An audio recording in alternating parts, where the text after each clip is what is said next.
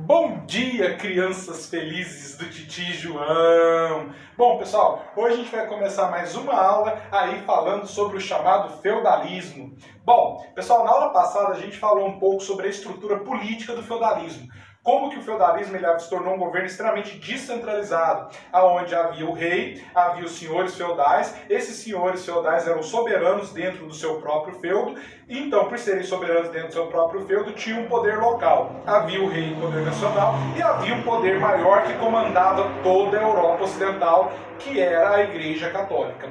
Bom, hoje a gente vai começar a falar então um pouco sobre a economia, sobre como que funcionava essa sociedade e como se davam as relações de trabalho, compondo assim o que a gente chama de modo de produção feudal. A gente falou um pouco sobre o poder, hoje a gente fala de economia, sociedade, relações de trabalho. Já começamos a falar também um pouco sobre a riqueza. Por que o sistema chama feudalismo? Porque a riqueza vem do feudo, da terra, da propriedade da terra. Aqui o legal não é você ter dinheiro, capital, aqui você não compra nada. Aqui o que você precisa é ter o quê? Terra, certo? Porque aí você produz aquilo que você vai consumir. Bom, então vamos lá. Como que era a economia feudal? A economia feudal é baseada na agricultura de subsistência. O que seria essa agricultura de subsistência beirando a autossuficiente? Os senhores feudais, eles buscavam sempre a ideia de que produzisse tudo o que eles necessitavam dentro desse feudo, certo? Quando eles buscavam produzir tudo aquilo que eles necessitavam, nem sempre eles conseguiam. E muitas das vezes, raramente, casos, eles tinham excedente de produção. Esse excedente de produção, então, podia ser trocado. Como assim? A minha colheita de trigo foi ótima, mas a minha colheita de milho foi péssima. Minha colheita de milho foi tão ruim que eu não tive nem sementes para produzir mais milho. Então, qual que é a minha ideia? Eu prego a minha colheita de trigo, que foi ótima, e troco por semente de milho com os feudos vizinhos. Então, existia comércio. Só que esse comércio ele é a base de troca. Por exemplo, a minha galinha morreu tudo, certo? Mas eu tenho muito porco. Então, eu vou trocar porco o quê? Por galinhas. É engraçado a gente ver um regime de subsistência, né? Porque se você for analisar, você pega uma pessoa que não sabe nada sobre regime de subsistência, leva ele numa chácara, fala, Pedro, mata uma galinha, um frango lá pra gente comer. O cara vai lá, pega a galinha mais gorda e mata a galinha mais gorda. Se ferrou, mano. Você tá matando a galinha que bota ovo. Você tem a carne, mas perdeu os ovos, certo? Então, o regime de subsistência, ele é quando você produz aquilo que só propriamente o quê? Consome. Por que não existia moeda? Porque, segundo as invasões bárbaras, esse grupo buscava riqueza, saquear as coisas. Então esses senhores feudais não se preocupavam com isso, eles buscavam proteção, erguer aqueles grandes castelos e se preocupavam ali em produzir aquilo que eles o quê? Consumiam. Então essa é a economia do sistema feudal. Lembrando que isso também não é uma escolha, tá? Formou-se um cinturão europeu. O que seria cinturão europeu? O norte da África dominado por islâmicos, ali na região oriental, também dominada por islâmicos, Império Bizantino, e ali do outro lado o Oceano Atlântico, pela qual eles não navegavam ainda. Então, claramente, a Europa está isolada comercialmente do restante o quê? Do mundo.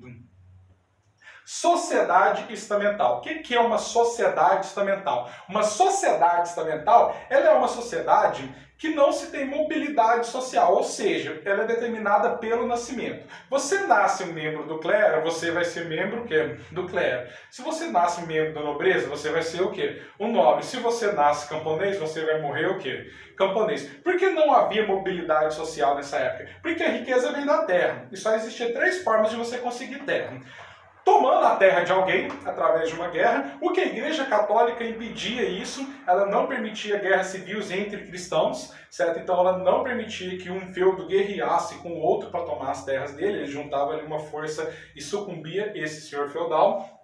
Outra coisa que se tinha como se fazer é uma relação de suzerania e vassalagem, mas ela é feita somente entre o quê? Nobres. Então, mais uma vez, o camponês está o quê? Excluído. A terceira opção, ou você herda a terra ou você se casa. Você herdando a terra, você é filho de nobre. E para você se casar, só era aceito o casamento de nobre com outro que nobre. Então o camponês não tem acesso à terra, portanto, se mantém camponês pro resto da vida. E os membros do clero, como que eles estão no topo? Todas as vezes que você tem uma relação de suzerania e vassalagem, tem que pagar uma parte das terras para a Igreja Católica, como um imposto, que é o dízimo. Então a Igreja Católica, ao final da Idade Média, ela é dona de 1/3 das terras da Europa. E nessa época não era proibido o casamento entre membros do clero. Então, claramente, o clero casava, tinha filhos e também herdava essas terras hereditárias. Como que era composta então a sociedade? No topo da sociedade, você tem o clero, que era o maior proprietário de terras, certo? Que tinha como função orar e proteger toda a sociedade feudal. Eles também tinham um monopólio cultural, somente eles sabiam ler e escrever. Isso faz toda a diferença. Os nobres, no segundo estado, eram senhores feudais, eram proprietários de terra, ou se você não tinha terra, você é parente de um nobre e vive lá no castelo desse senhor feudal. Tem castelos, pessoal, que tinham até 4.000 quartos, certo? Que era para abranger toda a família desse senhor feudal. Nome que família grande. Tenta imaginar você, seus irmãos, seus primos, tios, avós, pais, tudo dentro de um mesmo lugar. Você vai ver que tem que ser um lugar muito grande. Certo? Os nobres, então, eles têm a seguinte função, eles são guerreiros. Assim como os espartanos, desde cedo são treinados para guerrear, lutar, primeiro presentinho da criança ali é uma espada. Então, depois que eles são treinados para guerrear, que eles têm essa função guerreira dentro da sociedade, eles protegem os outros estados de uma possível invasão estrangeira. Agora, os camponeses, por não terem terra, então eles têm que tirar o sustento, eles são, por não terem nada, são obrigados a trabalhar para sustentar as outras duas classes. Essa sociedade ela é justificada por um bispo chamado Aldebaran de Laio, que ele exemplifica muito bem, ele fala que isso aqui é a Santíssima Trindade. Cada um tem a sua função, inclusive compara com animais. Ele fala que o clero é o cordeiro de Deus que tira os pecados do mundo e tem como função orar. Os nobres seriam os cães, aqueles que protegem o lar e protegem toda a sociedade feudal do inimigo do corpo. E os camponeses, essa raça de desgraçados, como ele mesmo disse, compara ao boi, que era o animal que fazia o transporte das cargas, trabalham para sustentar os outros dois estados. Relação de servidão, certo? O que seria essa servidão? Os servos, por não terem para onde ir, não terem como tirar o seu sustento, não havia comércio. O que eles têm que fazer? Eles procuram os senhores feudais, se oferecem como mão de obra, em troca de um pedaço de terra para cultivar e a proteção desse nobre, certo? Bom, quando esse nobre, então, dá a proteção e esse pedaço de terra para ele cultivar, entende que esse pedaço de terra não se torna propriedade dos servos. Esse pedaço de terra continua sendo do senhor feudal. Ele só pode utilizar essa terra para retirar o seu próprio sustento. Mas, em troca, o servo tem que pagar pesados tributos a esses senhores feudais, uma vez que ele está ganhando um pedaço de terra para cultivar e a proteção desse senhor feudal. O que seriam esses tributos? Primeiro deles, a talha. A talha é uma parte da produção do manso servil, da terra que o servo cultiva. Ele vai lá, pega uma parte dessa produção e paga para o senhor feudal pelo uso dessa terra. Corvéia. A corvéia é quando o servo ele tem que trabalhar 3 dias da semana ou mais, dependendo. Então trabalha uma semana sim, uma semana não. Depende de cada feudo, depende do tamanho do feudo. Mas é um trabalho que ele faz nas terras do manso senhorial sem remuneração alguma. Certo? Ele que constrói as pontes, é ele que planta, é ele que faz o castelo, é ele que faz o moinho, é ele que faz as ferramentas, é ele que é produtor no sistema feudal. O senhor feudal não produz nada, o senhor feudal só se treina para a guerra. Banalidades. O que seriam essas banalidades? É a taxa paga pelo uso de ferramentas desse senhor feudal. Por que é chamado de banalidade? Porque se você for analisar, esse servo é quem produz o moinho. Então, quando ele vai utilizar o moinho que ele produziu, ele tem que pagar uma taxa. Por exemplo, tem lá um saco de arroz. Esse saco de arroz tem as cascas lá, é difícil tirar essa casca do arroz, então ele tem que ir lá no moinho, no manso senhorial. E se ele construiu um moinho no manso servil, o senhor feudal vai lá e destrói. E ainda prende os servos que fizeram isso.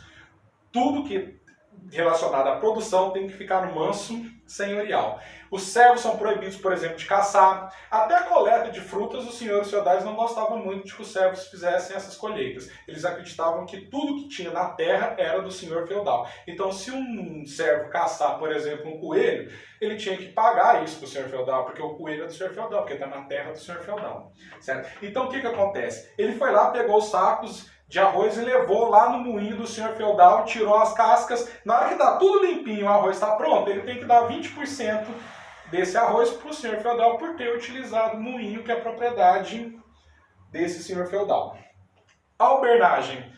A albernagem é o seguinte, os nobres, o feudo era muito grande, então eles tinham que fazer longas viagens. Muitas das vezes chegava à noite, ou então estava prestes a chover. O que eles faziam? Eles paravam no manso servil e ali os servos são obrigados a dar abrigo a esses nobres, certo? Fazer almoço, janta, bonitinho. Às vezes os nobres levavam alguma carne, alguma coisa assim, mas é só para o consumo deles. Bebiam, faziam uma festinha ali.